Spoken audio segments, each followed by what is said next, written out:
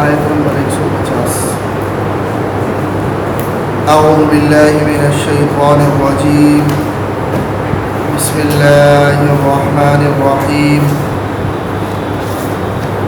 ومن حیث خرجت فول وجهك شطر المسجد الحرام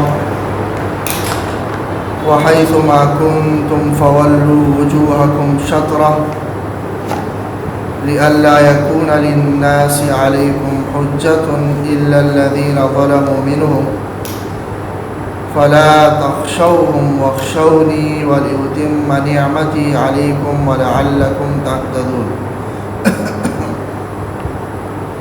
یہ تیسری بار حکم دیا جا رہا ہے مسجد حرام کی طرف رخ کرنے کا۔ تو اس سے پہلے بھی 2 بار یہ حکم دیا گیا، یہاں پر تیسری بار حکم دیا جا رہا ہے، اور وجہ وہی ہے کہ یہ حکم تاکید کرنے کے لیے اور مسلمانوں کے دلوں میں اس حکم کو راسخ کرنے کے لیے بار بار حکم دیا جاتا۔ تو من حیث خرجتا، اور جہاں سے بھی آپ نکلے یعنی سفر کے لیے، فول وجهك شطر المسجد الحرام، آپ اپنا رخ مسجد حرام کی طرف پھیر دیجیے، چاہے مکہ میں ہو، مدینہ میں ہو، یا جہاں کہیں بھی ہو۔ وحیث ما کنتم، اور اے مسلمانوں جہاں کہیں بھی تم ہو، فولوا وجوہکم شطرہ، اپنے رخ مسجد حرام کی طرف پھیر دیا کرو نماز کے وقت۔ لئلا یکون للناس علیکم حجۃ، تاکہ لوگوں کے لیے تمہارے خلاف کوئی حجت نہ رہے۔ لوگوں کے لیے حجت نہ رہنے کا مطلب یہ ہے کہ یہود یہ کہا کرتے تھے کہ مسلمانوں کا قبلہ تو یعنی مسلمان بیت المقدس کی طرف رخ کر کے نماز پڑھتے ہیں، اس کا مطلب یہ ہے کہ مسلمان سمجھتے ہیں کہ ہم دین حق پر ہیں۔ اور نیز یہود نے ظاہر ہے تورات میں اور نصارہ نے انجیل میں یہ بات پڑھی تھی کہ نبی آخر الزمان حضرت محمد صلی اللہ علیہ وسلم کا قبلہ بیت اللہ ہوگا، خانہ کعبہ ہوگا۔ تو اب اگر خانہ کعبہ نہ ہوتا تو طرح طرح کی اس طرح باتیں کرتے کہ ہاں ان کا قبلہ تو بیت اللہ ہونا تھا اور یہ تو بیت المقدس کی طرف رخ کر کے نماز پڑھ رہے ہیں۔ اور پھر یہ کہ مشرکین مکہ بھی یہ کہا کرتے تھے کہ مسلمان دعوت و اس بات کا کرتے ہیں کہ وہ ابراہیم علیہ السلام کی ملت کے تابع ہیں، لیکن قبلہ ان کا بیت اللہ نہیں ہے، خانہ کعبہ نہیں ہے جس کو حضرت ابراہیم علیہ السلام نے تعمیر کیا۔ تو یہ اعتراضات تاکہ ختم ہو جائے، اس لیے ہم نے حکم دے دیا کہ قبلہ تمہارا بیت اللہ ہو۔ لئلا یکون للناس علیکم حجۃ، تاکہ لوگوں کے پاس تمہارے خلاف کوئی حجت نہ رہے۔ الا الذین ظلموا منہم، سوائے ان لوگوں کی جو ان میں سے ظالم ہیں، جو حق بات کو تسلیم نہیں کرتے، انہوں نے تو ابھی بھی طرح طرح سے اعتراضات کرنے ہیں اور اشکالات نکالنے ہیں، ان کا پھر کوئی علاج نہیں ہے۔ فلا تخشوہم، لہٰذا تم ایسے اعتراض کرنے والوں سے مت ڈرو، واخشونی، اور مجھ سے ہی ڈرو، یعنی ان کی پرواہ نہ کرو۔ وہ اگر اعتراضات کرتے ہیں اور اشکالات کرتے ہیں تو ان کی پرواہ نہ کرو، خالص مجھ سے ڈرو اور میرے احکامات کی پرواہ کرو اور ان احکامات کو پورا کرو۔ وَلِأُتِمَّ نِعْمَتِي عَلَيْكُمْ، اور یہ حکم قبلے کی تبدیلی کا اس لیے ہم نے دیا تاکہ میں مکمل کر لوں اپنی نعمت کو تم پر، کہ ابراہیم علیہ السلام نے جو خانہ کعبہ کی تعمیر کرنے کے بعد جو دعا مانگی تھی، اور ان میں سے ایک دعا یہ بھی تھی کہ میری اولاد میں سے ربنا وجعلنا مسلمین لک ومن ذریتنا امۃ مسلمۃ لک، میری اولاد میں سے ایک جماعت ایسی پیدا کر لے کہ جو آپ کی فرمان بردار ہو، تو میں نے تمہیں اس قبلے کی طرف رخ کرنے کا حکم دیا، اور نیز میں نے تمہیں امت وسط بنایا۔ یہ ساری میری نعمتیں تھیں اور میری نعمتوں کا ایک حصہ تھا، اور میری نعمتوں کی تکمیل میں نے کرنی تھی تم پر۔ تو یہ اللہ تبارک و تعالیٰ نے اپنی نعمت تم پر مکمل کی۔ تو وَلِأُتِمَّ نِعْمَتِي عَلَيْكُمْ، اور تاکہ میں اپنی نعمت کو تم پر مکمل کر لوں، وَلَعَلَّكُمْ تَهْتَدُونَ، اور تاکہ تم راہ راست پر آ جاؤ۔ كَمَا أَرْسَلْنَا فِيكُمْ رَسُولًا مِّنْكُمْ، یہ نعمت ایسی ہی ہے جیسا کہ میں نے تم ہی میں سے ایک رسول بھیج کر میں نے نعمت کی، کہ رسول اللہ صلی اللہ علیہ وسلم بھی اللہ تبارک و تعالیٰ کی طرف سے ایک عظیم نعمت تھی۔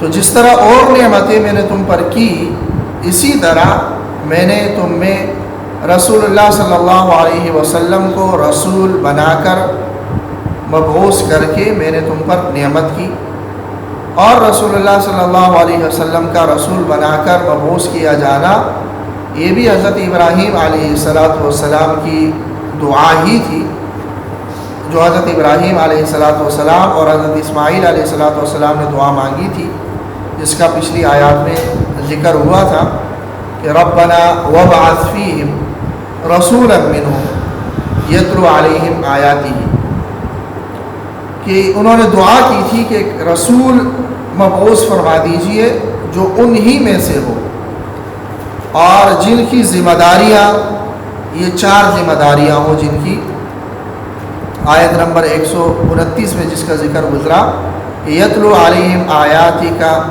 ویعلمہم الکتاب والحکمت ویزکیہم، کہ ایسا رسول ان میں مبعوث کر دی۔ اللہ تبارک و تعالیٰ نے وہ دعا قبول کی اور نبی اکرم صلی اللہ علیہ وسلم کو رسول بنا کر مبعوث کی۔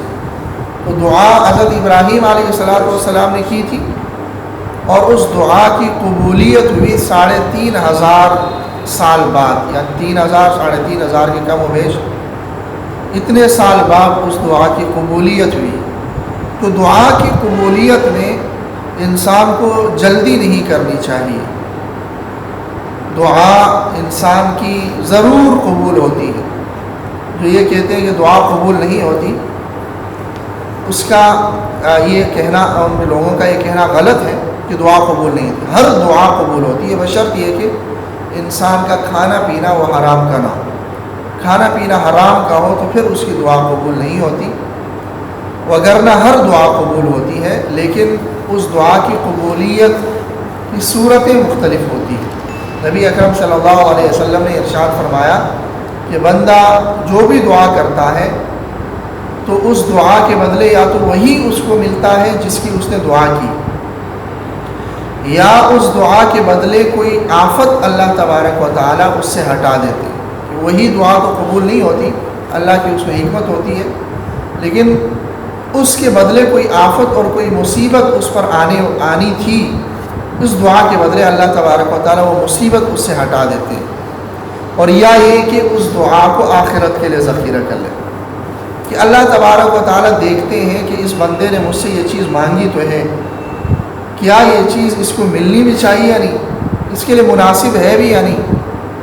مناسب ہے تو وہی چیز دے دیتے ہیں، مناسب نہیں ہے تو اللہ تبارک و تعالیٰ کوئی مصیبت اس کے بدلے میں ہٹا دیتے ہیں۔ کوئی مصیبت بھی نہ آنے والی ہو تو اللہ تبارک و تعالیٰ آخرت کے لیے ذخیرہ کر دیتے ہیں۔ تو دعا ہر حال میں قبول ہوتی ہے، اور الدعاء مخ العبادت، دعا عبادت کا مغز ہے، اصل عبادت میں دعا ہی ہے کہ اللہ سے مانگنا ہے۔ تو بہرحال ابراہیم علیہ السلام نے دعا کی تھی، پیغمبر ہے، اور وہ دعا قبول ہو رہی ہے 3000 سال کے بعد۔ تو اللہ تبارک و تعالیٰ فرما رہے ہیں کما ارسلنا فیکم، یہ نعمت ایسی ہی ہے جیسا کہ یہ ہے کہ ارسلنا فیکم، ہم نے بھیجا تم میں رسولا، ایک رسول، منکم، جو تم ہی میں سے، اور اس کی ذمہ داریاں وہی ہیں جو دعا میں مانگی گئی تھی. یتلو علیکم آیاتنا، وہ پڑھ کر سناتے ہیں تمہارے سامنے ہماری آیات. اور قرآن مجید کی آیات پڑھنا چاہے سمجھ میں آئے یا نہ آئے، یہ بھی ایک مستقل عبادت ہے، جیسا کہ اس پر ہم بات کر چکے تھے اسی آیت. یتلو علیکم آیاتنا، جو تمہارے سامنے ہماری آیات پڑھ کر سناتے ہیں. وَيُزَكِّيكُمْ، اور تمہیں پاکیزہ بناتے ہیں، یعنی تمہارے دل کو مختلف قسم کے گناہوں سے اور گناہوں کے خیالات سے اور ارادوں سے اور عزم سے پاک کرنے والے، تمہاری نیتوں کو درست کرنے والے. تزکیہ نفس، تزکیہ نفس ہے، اور جو تصوف کا جو ایک موضوع ہے تزکیہ نفس، کہ انسان کے دلوں پر محنت کی جائے، اس کی نیت کو ٹھیک کی جائے، اس میں اخلاص پیدا کرنے کی کوشش کی جائے. اس جو دل پر جو محنت ہوتی ہے اس کو تزکیہ نفس کہتے ہیں. تو یہ کام وہ کریں گے. وَيُعَلِّمُكُمُ الْكِتَابَ، اور تمہیں کتاب سکھائیں گے، یعنی قرآن مجید کی آیات بھی پڑھ کر سنائیں گے. اور یہ قرآن مجید ایسا نہیں ہے کہ تم عربی جانتے ہو تو آیات پڑھ کر سنا دی گئی تو تم معنی بھی سمجھ گئے، نہیں، بلکہ معنی نبی اکرم صلی اللہ علیہ وسلم سمجھائیں گے، اور قرآن مجید کا وہی معنی معتبر ہوگا جو نبی اکرم صلی اللہ علیہ وسلم نے بتایا. وگرنہ اگر کوئی شخص یہ کہتا ہے کہ اقیم الصلاۃ، نماز قائم کرو، تو صلاح کا معنی ہے ذکر کرنا، تو کوئی بھی ذکر کر لو، تو اللہ نے ذکر کرنے کا حکم دیا نہیں، بلکہ صلاح کا وہی معنی معتبر ہے جو نبی اکرم صلی اللہ علیہ وسلم نے بتایا ہے کہ صلاح کس کو کہا جاتا ہے، نماز کو. تو یعلمکم الکتاب، اور یہ نبی اور یہ رسول تمہیں کتاب کی تعلیم دیں گے. والحکمت، اور حکمت کی تعلیم دیں گے. حکمت سے مراد احادیث نبویہ ہے، کہ قرآن کی تشریح کے علاوہ، تفسیر کے علاوہ جو دوسری احادیث ہیں وہ حکمت ہے. تو یہ کام کریں گے یہ رسول. تو بہرحال میں نے یہ رسول تم میں بھیجا جو یہ کام کر رہے ہیں. حضرت ابراہیم علیہ السلام نے جو دعا میں جو ذمہ داریاں شمار کی تھی، وہ بیان کی تھی، وہی ذمہ داریاں نبی اکرم صلی اللہ علیہ وسلم نے نبھائی. وَيُعَلِّمُكُم مَّا لَمْ تَكُونُوا تَعْلَمُونَ، اور یہ نبی تمہیں سکھاتے ہیں وہ باتیں جو تم نہیں جانتے تھے، کہ اللہ تبارک و تعالیٰ کے احکامات کیا ہیں، تعلیمات کیا ہیں، یہ تمہیں معلوم نہیں تھا اور اس نبی نے سکھائی. تو جب اتنی ساری نعمتیں تمہیں ملی ہیں اور اللہ کی طرف سے ملی ہے، تو لہٰذا اللہ ہی کی عبادت ہونی چاہیے. فاذکرونی، تم مجھے یاد کرو، میرا ذکر کرو. اذکرکم، میں تمہیں یاد رکھوں گا. تم مجھے یاد رکھو تو میں تمہیں یاد رکھوں گا، اور تمہیں بھلاؤں گا نہیں، بلکہ قیامت کی سختیوں میں تمہارے ساتھ ہوں گا. واشکروا لی، اور ان نعمتوں پر میرا شکر ادا کرو. ولا تکفرون، اور میری ناشکری نہ کرو. اللہ تعالیٰ سبحانک اللہم و بحمدک، اشہد ان لا الہ الا انت، استغفرک و اتوب الیک.